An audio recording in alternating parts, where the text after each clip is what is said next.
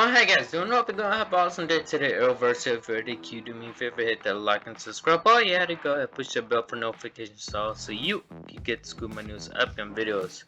Yeah, everybody, so I never actually done a movie or TV review such as this. This is from Star Wars Mandalorian.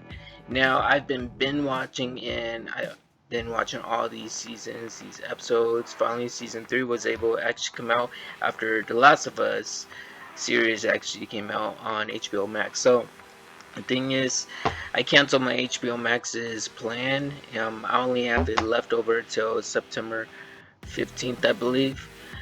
Because the thing is that there's nothing new on HBO Max, so I'll want to go back on Disney Plus because we have Marvel. Marvel has the TV shows that I'm looking for. Daredevil coming out soon, The Punisher, the works, yeah. So I thought about how about I thought just watch one of the Star Wars TV shows. Mandalorian popped into mind. Now, as soon as I was watching this TV show, I was like, okay, this has to be about probably like Boba Fett or Jango Fett, because when I saw the trailer, I saw, okay, there's Yoda. It's obviously a baby Yoda, so this has to be probably like Jango Fett. Jango Fett is a hired mercenary. We actually saw him in the first Star Wars movie, actually. Wait, did we see him in the first Star Wars movie, or was that the second one? I believe that might have been the second one. That's when he actually got his head chopped off by courtesy of Mace Windu, and then his son took up the mantle of Boba Fett. Yeah. We do get to see Boba Fett inside this TV series, but no spoilers. If you've seen it, you've seen it. But let's just say that this is not what I expected, cause when this is like after the Empire has fallen, basically. So when the Emperor has fallen, I was like, okay, I guess this was after the rise of, uh, was it The Empire Strikes Back? I guess it was like the last one, and then they include this into it. This, I guess the show Mandalorian tells us who these bounty hunters are really about, and we get a lot of good information of who they really are about too as well. Okay, so let me bring you to this. I'm not going to draw this video out making it like 15-20 minutes long. I'm only going to give you my perspective on all seasons. So this takes place after basically the last big Star Wars movie. That's all I can say. After the second Star Planet was destroyed. Apologies. I'm not a huge Star Wars enthusiast. I'm a Star Wars fan, I would say that, but unlike my friend, on the other hand, who got me into Star Wars years upon years ago, we saw the old movies on the VHS. Yes. Anyways, Mandalorians, they are actually hidden right now. Well, I mean hidden. They're in season 1. They're actually underground because after the Empire has fallen and stuff, I guess everyone was afraid of the rest of the Mandalorians. Now, we never even knew the lore story of Jango Fett nor Boba Fett. This time we get to learn the real true lore story of who the Mandalorians really are. They're mercenaries, they're mercs. Well, in this case they call them bounty hunters. So they're bounty hunters, also they're part of a creed. The creed is a Mandalorian. If you guys don't understand what a creed is, Assassin's Creed. There you go. It's like Assassin's Creed but advanced, futuristic version of Assassin's Creed.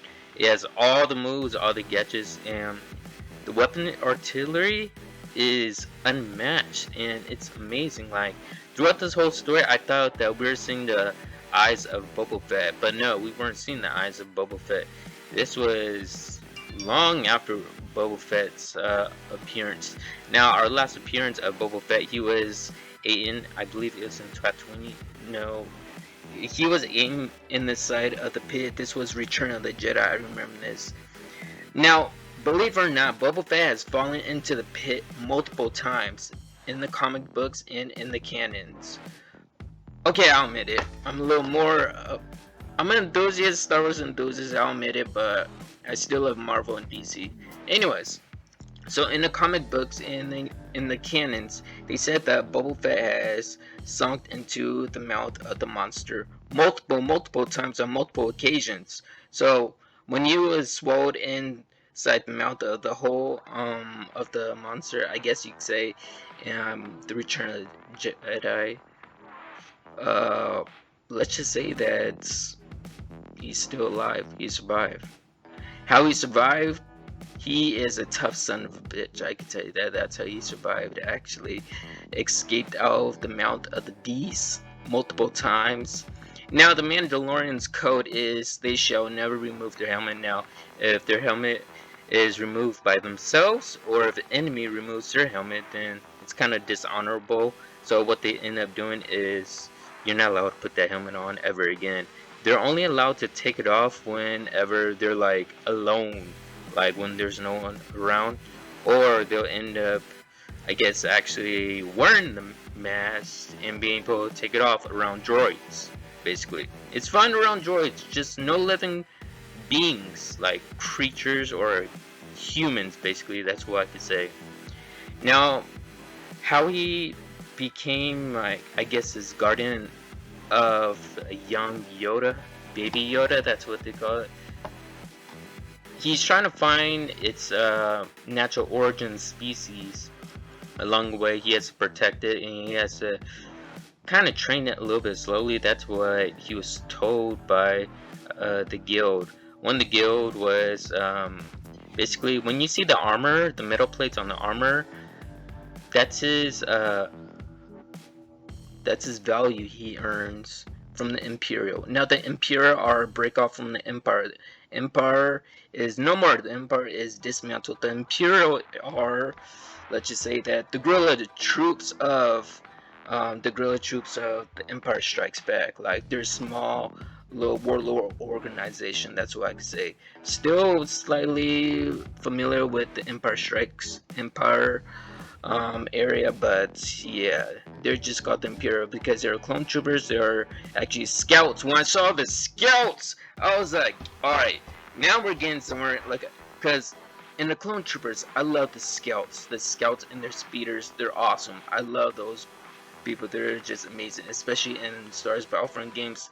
I always have to be a scout no matter what. Other than that, okay, so every single Imperial piece, they're like a metal plate. You melt it down and you put it on the armor.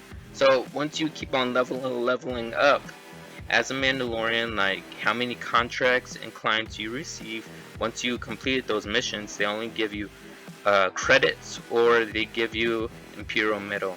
Now Imperial metal is hard to come by, so you have to have the most, I guess, craziest, hardest, epic contract to ever get in order to have a complete full newly set of new Mandalorian armor.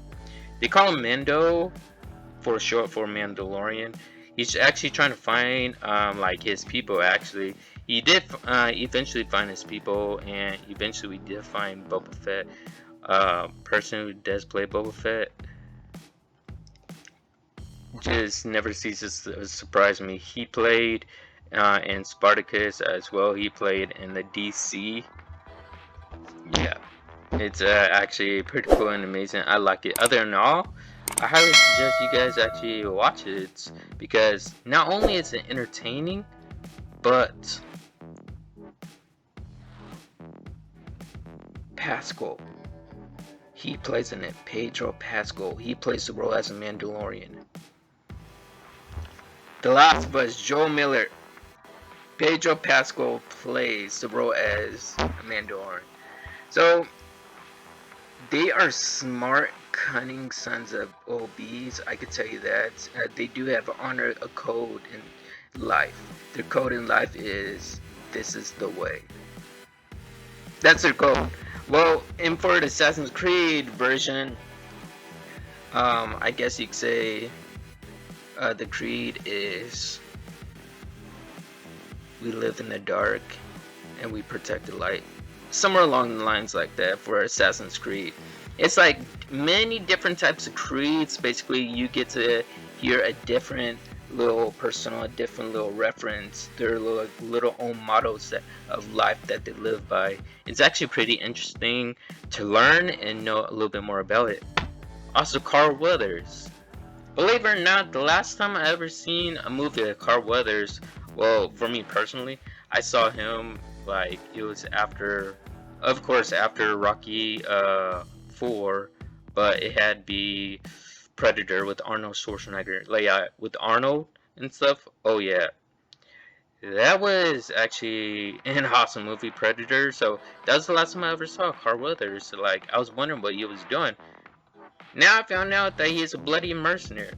Technically, he's a merc and a middleman. A merc and a middleman meaning he hands out contracts. He's a client for other clients, and also he handles deals, meaning if there's a conflict between the contract and the clients, basically he solves the two by pitting them together and having I guess you could say, a meeting over it.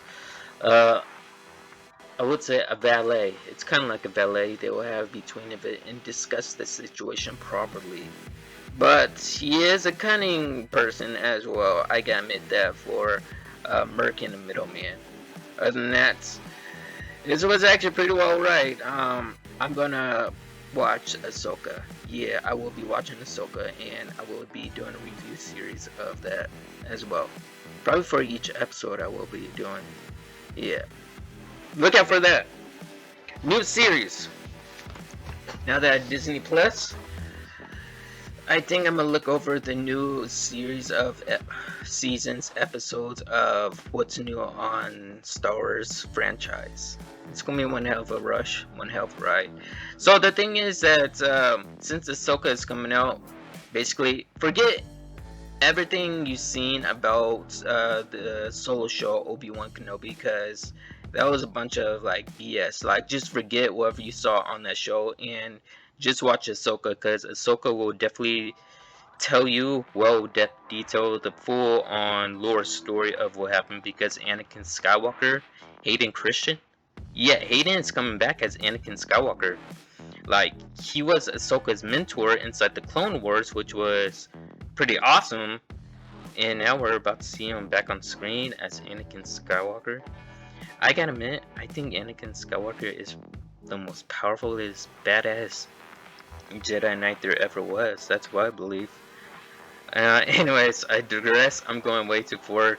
I'm not going to talk about all season 1, 2, and 3 in order, in line. Just want to give you my preference and my persona, what I think what this show is about, and the way how I capture it with my eyes. And yeah, I give this a solid 8 out of 10 for a Star Wars series. And okay, now here's one problem that I have in mind. He could have evaded and not been wanted in the first season by the whole Imperial Army. I'll tell you why. After he did his job, he went back to save Baby Yoda. When he saved Baby Yoda, basically, he killed every single clone, every single stormtrooper that was there inside the bunker. He killed him. I was like, okay, so he's going to take Baby Yoda away. No, that's not what he did. Guess what he did? He left the doctor alive. I mean, like, okay, if you don't want to get caught and you don't want your name to be spread around and stuff, you need to kill, like, every single witness that was there. He killed every single clone stormtrooper that was inside the small little bunker, but he didn't kill the doctor. The doctor was hiding, said, go ahead, take the creature or whatever. I'm like, I know that's dark to say, but I know what Disney is going for. Disney is going for, like, they want a climax story to build upon it, to build more, include more characters into the story, and, well, they did a fine, good job in doing it. But that's all I gotta say. Like, if he would have killed that doctor and left no witnesses, he would have got away with it. He would have still been a mercenary, but still would have been a guardian towards Baby Yoda. Eventually, he would actually, I guess, find his own people. But if you guys remember in New Hope, Return of the Jedi, if you listen closely to what Yoda says, especially to Luke. He talks very fondly about bounty hunters. Like Yoda, he has no problem with any bounty hunters at all. Nor did he have any problems with the bounty hunters in the second and the third movie. He never really had any, so this is like really a big Easter egg of everyone. So this is a 57-year-old, I guess, child right here we see in the picture. Other than that, oh, I get in this video. Alright, see you guys in the next one.